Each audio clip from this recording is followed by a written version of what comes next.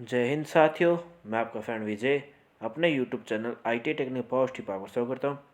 Friends, आज की video में हम जो IT के लिए न्यू वैकेंसी है उसके बारे में देखेंगे। तो जो भी फ्रेंड्स हमारे चैनल से नए जुड़ने से रिक्वेस्ट, हमारे चैनल को सब्सक्राइब जरूर कीजिएगा और वीडियो को अधिक से अधिक शेयर भी जरूर कीजिएगा। दोस्तों, आज जो वैकेंसी है वो DFCL की तरफ से निकल गई है। दोस्तों, इसका शॉर्ट नोटिफिकेशन काफ़ी पहले जारी हो चुका था, तो फुल नोटिफिकेशन इसका अब जारी हो चुका है। तो अभी हम DFCL की ऑफिशियल वेबसाइट पर है। तो ओपन मार्केट रिक्रूटमेंट निकल का ही है। Open market for the post of junior manager, इसमें सिर्फ IT के लिए वैकेंसी नहीं है, अदर जो है जैसे जूनियर इंजीनियर के लिए भी वैकेंसी निकल गई है।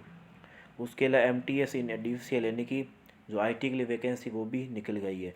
तो हम फुल नोटिफिकेशन देख लेते हैं और इसमें क्या सिलेबस रहने वाला है उसको भी हम देख लेते हैं। तो वीडियो पर अंत तक ज़रूर बने रहेगा।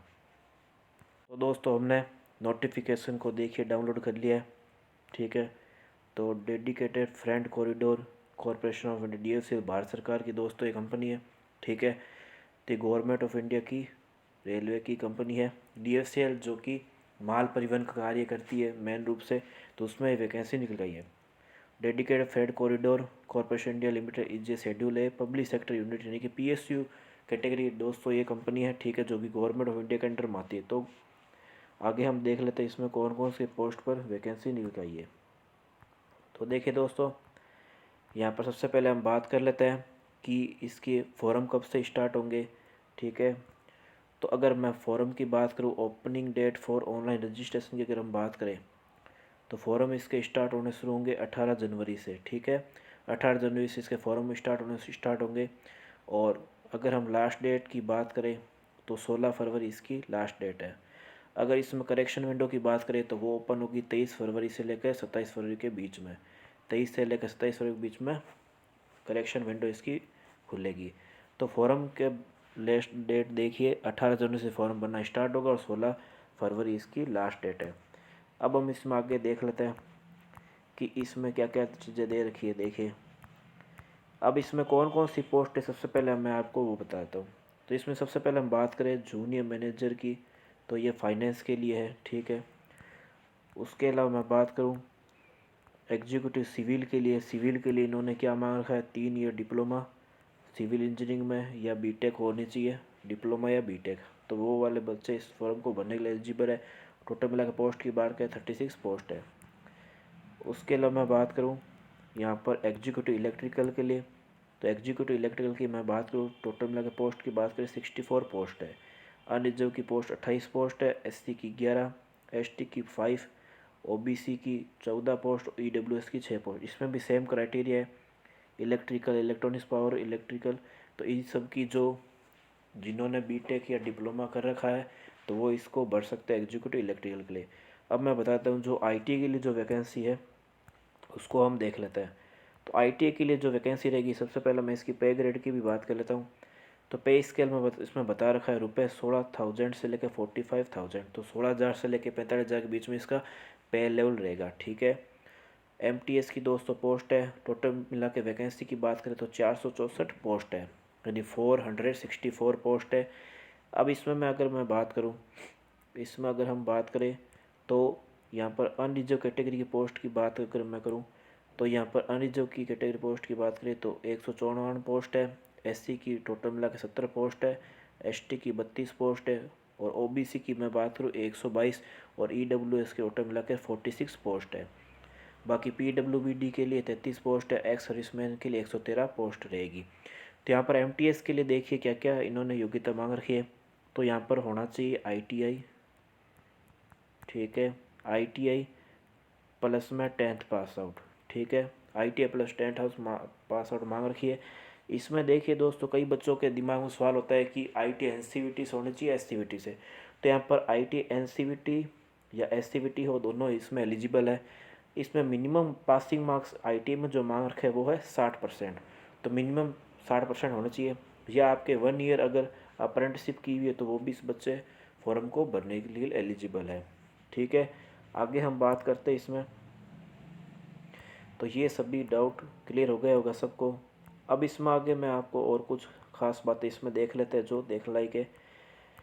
अब इसमें हम बात करें आगे इसके एज लिमिटेशन की अगर हम बात करें तो एज लिमिटेशन रहेगी जूनियर मैनेजर के लिए 18 से 30 वर्ष, एग्जीक्यूटिव के लिए 18 से 30 और एमटीएस के लिए 18 से 33 एज लिमिटेशन रहेगी।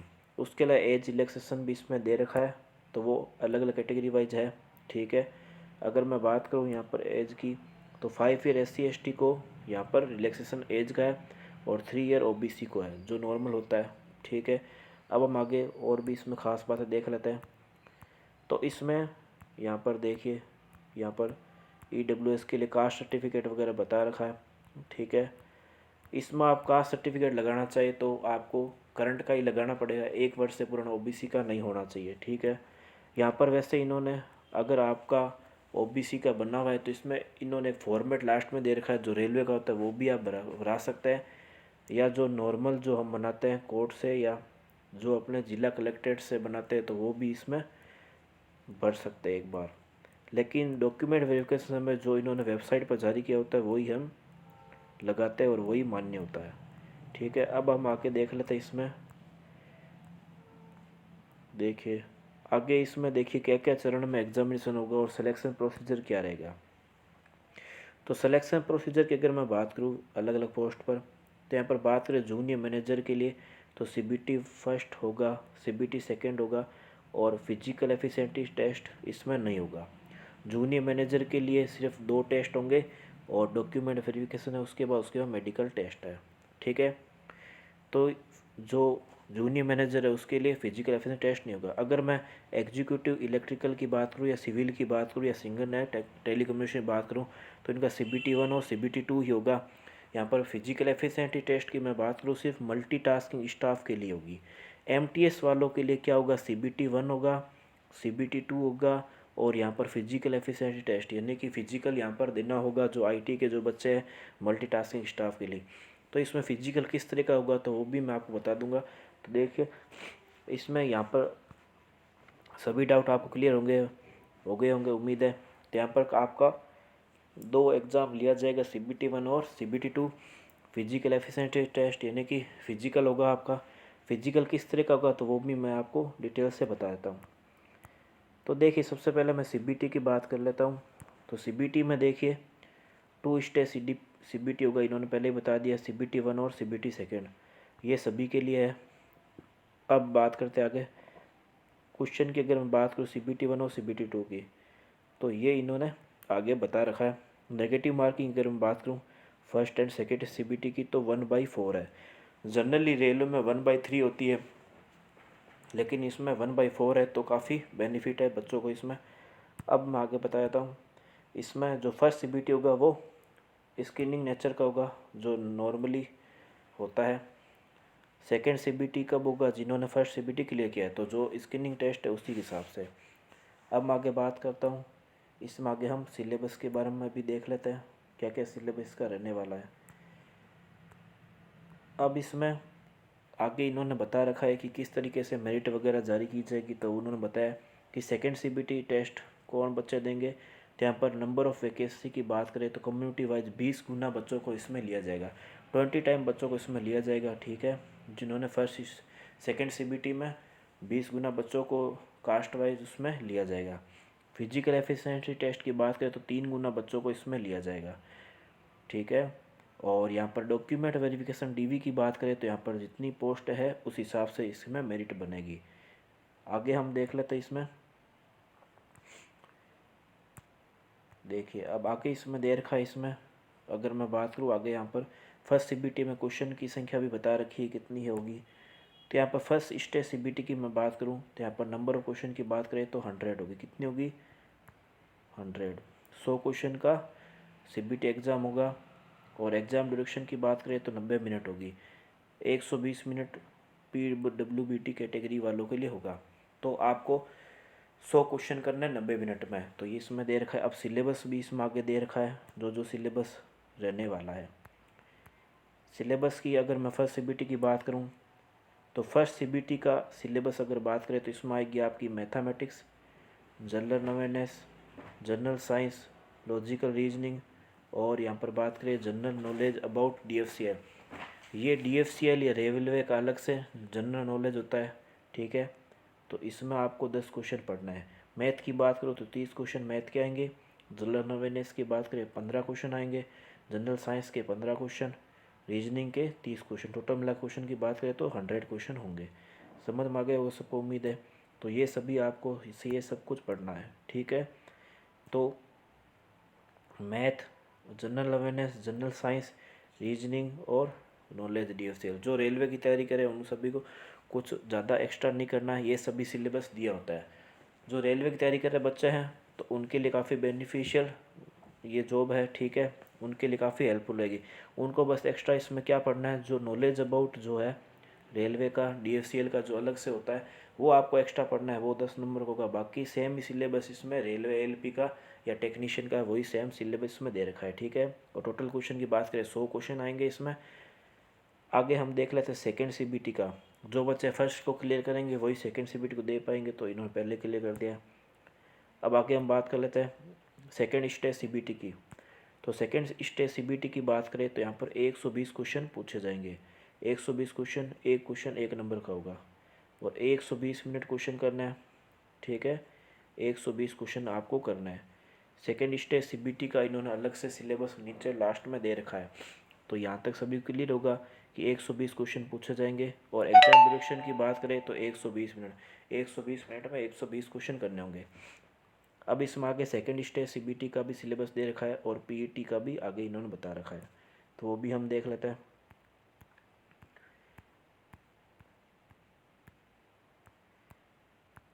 तो देखिए ये जो PET जो है, PET वाला जो है, जो मैंने बताया था, देखिए जो CBT फर्स्ट है और CBT सेकेंड है वो होगा सिर्फ MTS पोस्ट के लिए।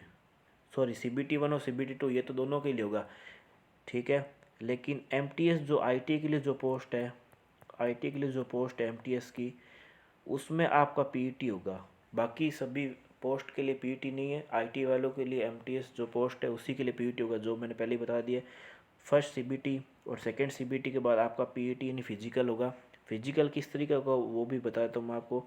अगर मैं मेल कैंडिडेट की बात करूँ, पुरुष जो अभ्यर्थी उसकी अगर बात करें तो उनको वेट लिफ्ट करना पड़ेगा।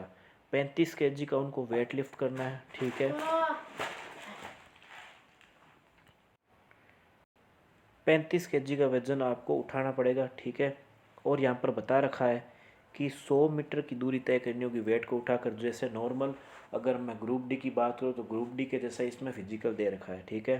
तो 35 kg का वजन उठाकर आपको 100 मीटर चलना है या फिर दौड़ लगा सकते हैं 2 मिनट के अंदर, ठीक है। 2 मिनट के अंदर 100 मीटर का आपको एरिया कवर करना है। और एक ही चांस इसमें मिलेगा, इसमें वज़न आप डाउन नहीं कर सकते, एक ही आपको मौका मिलेगा। इसमें आपको 35 kg वज़न उठाकर 100 मीटर 2 मिनट में दौड़ना होगा, ठीक है। अब इसमें आगे बता रखा है should be able to run for distance of 1000 metre. आपको रनिंग भी इसमें ली जाएगी।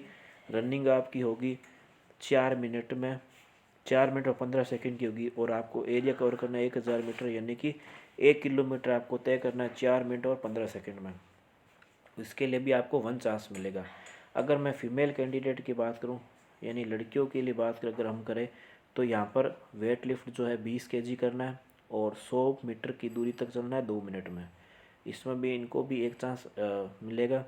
और यहाँ पर इनकी लड़कियों की रनिंग की बात करें तो 1000 मीटर यानी 1 किलोमीटर तय करना है 5 मिनट और 40 सेकेंड में। तो ये क्राइटेरिया फीमेल और मेल कैंडिडेट दोनों के लिए है, ठीक है। तो फिजिकल एफिशिएंसी टेस्ट मेल के लिए अगर मैं बात करूं तो ये मैंने सारा आपको बता दिया है, पहले ही मैंने क्लियर कर दिया, ठीक है। दोबारा इसको मैं बता देता हूँ। देखिए मेल के लिए क्या रहेगा, 35 kg वेट उठाना है और 100 मीटर यहाँ पर दौड़ या जो भी होती है वो करनी है और 2 मिनट में इसको कवर करना है। 100 मीटर को 2 मिनट में कवर करना है। इसके अलावा आपको रनिंग करनी है 1000 मीटर यानी 1 किलोमीटर करना है, 4 मिनट और 15 सेकेंड आपको मिलेंगे। फीमेल कैंडिडेट की बात करूँ तो 20 kg का वेट लिफ्ट करना है और 100 मीटर की दूरी तय करनी है 2 मिनट में। उसके अलावा इनको वेट उठाने के अलावा इनको 1000 मीटर की दूरी तय करनी है, 5 मिनट और 40 सेकेंड का इनको टाइम मिलेगा, ओके। अब हम आगे देख लेते हैं। मैंने आपको 3 चरण बता दिए, 3 चरणों में आपका एग्ज़ाम होगा, CBT 1, CBT 2 और उसके बाद में PET होगा, जो कि IT वालों के लिए MTS पोस्ट के लिए होगा। ये सभी के लिए करना आपका मेडिकल और डॉक्यूमेंट वेरिफिकेशन होगा। अब एग्जामिनेशन सिटी की अगर मैं बात करूँ अगर हम एग्जामिनेशन सिटी की बात करें तो फर्स्ट स्टेज कंप्यूटर बेस्ड के जो एग्ज़ाम सिटी वो आगरा, अहमदाबाद, अजमेर, अमृतसर, बेंगलुरु, भोपाल, भुवनेश्वर, बीकानेर, चंडीगढ़, मोहाली, चेन्नई, कटक, ये सारे CBT 1 के लिए, ठीक है। दिल्ली NCR, धनबाद, गांधीनगर, गुवाहाटी, ग्वालियर, हैदराबाद, जबलपुर, जयपुर, जोधपुर, कानपुर, कोलकाता, लखनऊ, मेरठ, मुंबई, तो ये सारे एरिया, ठीक है, इन सभी में एग्जामिनेशन सेंटर रहने वाला है। सेकेंड CBT का इन्होंने शायद नहीं बताया, वो भी हम देख लेते हैं, बताया नहीं बताया। फर्स्ट का इन्होंने बताया, सेकेंड का अभी तक इन्होंने, सेकेंड CBT शायद हो सकता है, सेकेंड का भी हाँ इन्होंने बता रखा है, आगे देखते हैं। सेकेंड CBT की अगर मैं बात करूँ तो सेकेंड CBT दिल्ली में होगा, कोलकाता, दिल्ली, कोलकाता, मुंबई या चेन्नई में आपका लिया जा सकता है। दिल्ली NCR, कोलकाता, मुंबई या चेन्नई में। फर्स्ट CBT जो नॉर्मल जो हमारा सिटी आसपास के उसमें दे रखा है। सेकेंड CBT जो होगा दिल्ली में, कोलकाता, मुंबई और चेन्नई में, ये आपका लिया जाएगा। फिजिकल एफिशिएंसी टेस्ट ये जो इसमें बता रखा है, जो कि मल्टी टास्किंग स्टाफ यानी जो ITA वालों के लिए जो पोस्ट है, ठीक है, वो सिर्फ दिल्ली में ही लिया जाएगा, तो ये इन्होंने बता दिया है, ठीक है। अब इसमें आगे हम देख लेते हैं जो CBT 2 का है। अब इसमें एग्जामिनेशन फ़ीस भी इन्होंने दे दी है। एग्जामिनेशन फ़ीस हम देख लेते हैं। तो जूनियर मैनेजर एग्जीक्यूटिव यानी कि जो कि अगर मैं बात करूँ डिप्लोमा वालों के लिए और BTech वालों के लिए, उसके लिए फ़ीस रहेगी 1000 रुपये। और MTS वालों के लिए यानी ITA वालों की फ़ीस इसकी रहने वाली 500 रुपये, ये आपकी फ़ीस रहने वाली है।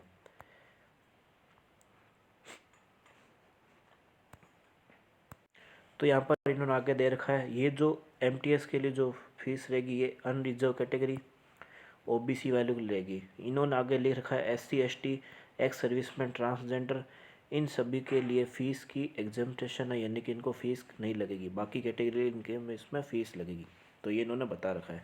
बाकी पेमेंट का तरीका इन्होंने ऑनलाइन, नेट बैंकिंग, ये सारा जो नॉर्मल होता है वो इन्होंने बता रखा है।